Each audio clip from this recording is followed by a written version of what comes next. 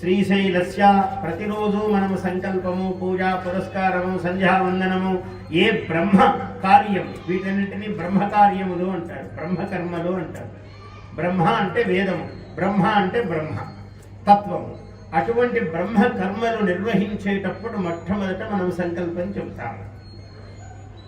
ఏమిటి ఈ కాలమునంతా చెబుతూ భాద్రపద మాసే శుక్లపక్షే అని ఇలా ఎట్లా చెబుతామో, విశ్వావసనామ సంవత్సరే దక్షిణాయనే భాద్రపద మాసే శుక్లపక్షే అని ఏ విధంగా ద్వాదశ్యాం ఇట్లా చెప్తామో అదే విధంగా